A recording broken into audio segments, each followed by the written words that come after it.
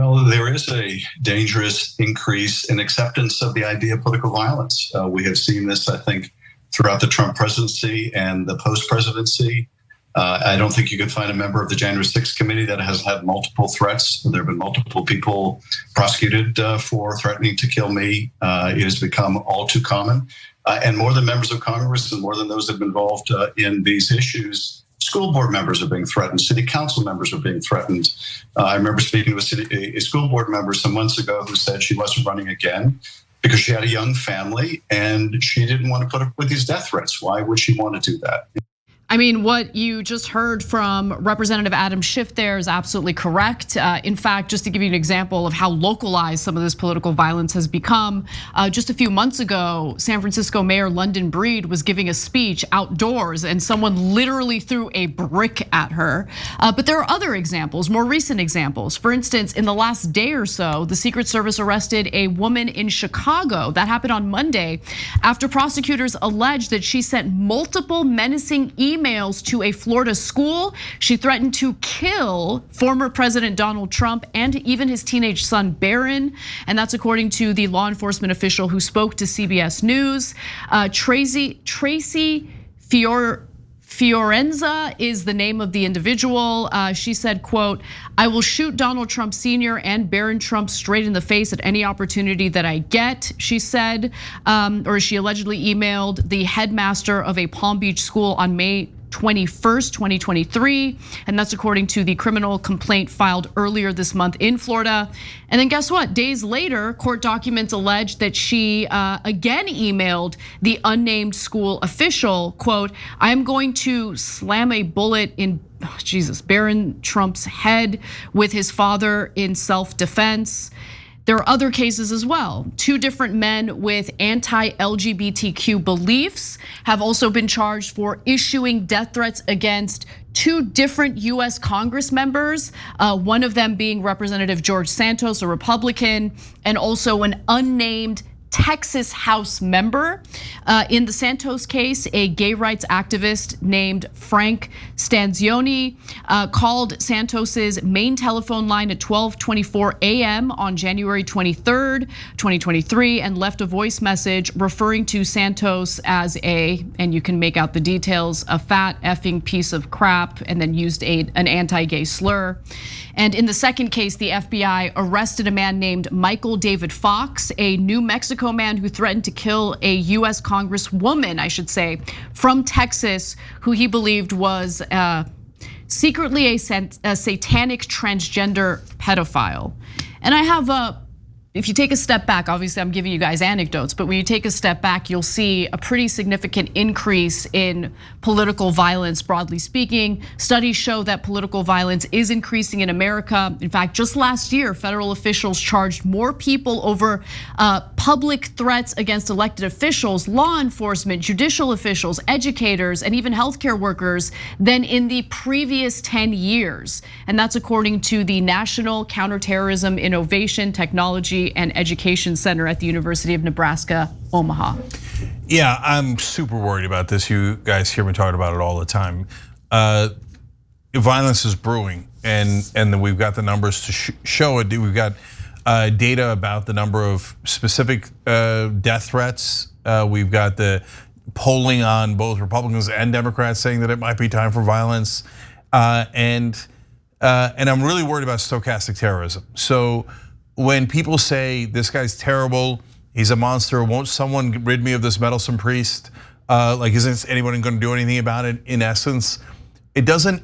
People make the mistake of thinking, well, I wouldn't do anything violent just because I heard that. So you can't blame the person for saying that. But they're not addressing you. They're addressing the most unstable person on their side and egging them on. And there's unstable people all across the country.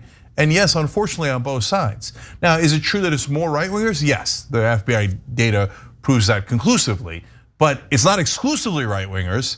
So it's incumbent upon all of hosts on media to be clear. You should never, ever, ever do violence. It's a terrible idea. It's immoral. It's counterproductive. And if you're on the left, the right wing is always going to out-violence you anyway, right? So it doesn't make sense in any shape or direction. And as I see that, any decent person has to be thinking, you're threatening to shoot this poor kid, Barron Trump, that didn't do anything wrong? No, but why? Because they're not thinking rationally. They're unstable. So we all have a responsibility, and I'm not sure that a lot of other hosts are taking that responsibility very seriously, especially on the right, where they seem to be egging it on more and more with talk of Second Amendment rights, etc. Now I want to get to some more details here. So for instance, Mark Pitcavage, who's with the Anti-Defamation League Center on Extremism, says the following: all sorts of agencies have reported increases in threats. There are a lot of people out there using language to get people angry. All sorts of people and institutions are going to continue to be getting a lot of threats, including scenarios we haven't yet predicted. It's sort of like there's a gas leak in the country and any match might set it off, but you don't necessarily know who's got that match. I think that's a really interesting way of putting it, and I think that's accurate.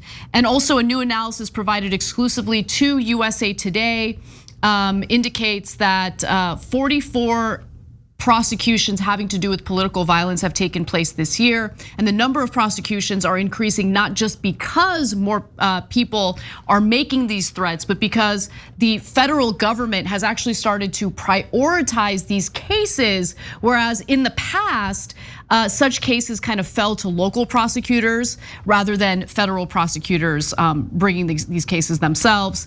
And a year ago this month, the FBI and the Department of Homeland Security issued a joint warning about rising threats against law enforcement officials.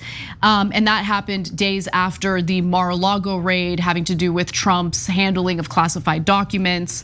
And so it's just, you're right, Cenk. I think that people who do shows like ours, right? People in the press, they need to be more cognizant of the kind of rhetoric they're using, the kind of discourse they're engaging in.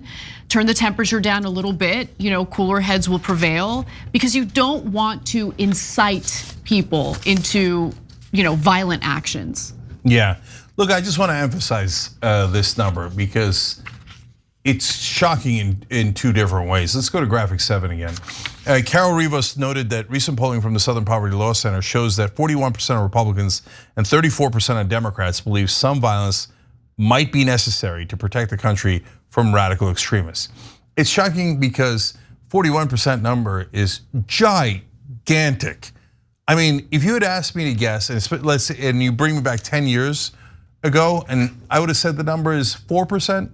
Max 14%, because I can see right wingers with their obsession with guns, etc. 41% of Republicans think that it might be time for violence. That's unbelievable. The second shocking part is 34% of Democrats. That's a third of the Democrats say that it might be time for violence. Violence against who? What are we doing? What are we gonna go out and attack random Republicans? I don't even know what you guys are talking about. It being violent is not a progressive position. It's the opposite of a progressive position. You could make an argument for right wingers going, no, I'm gonna protect my own. I believe it's don't tread on me, and just 1776 or whatever crazy thing that Alex Jones and Tucker Carlson are cooking up.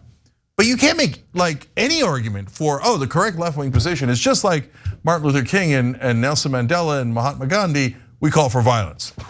No, we don't. That's the exact opposite of what we do.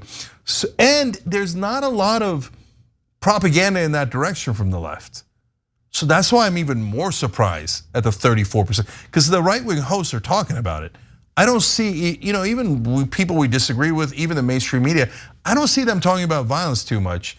And yet there's that 34% number. So everybody's got to bring it down, cool down the temperature. Killing each other is definitely not the answer. It's the furthest thing from the answer. Thanks for watching The Young Turks, really appreciate it. Another way to show support is through YouTube memberships. You'll get to interact with us more. There's live chat emojis, badges. You've got emojis of me, Anna, John, JR. So those are super fun. But you also get playback of our exclusive member-only shows and specials right after they air. So all of that, all you gotta do is click that join button right underneath the video. Thank you.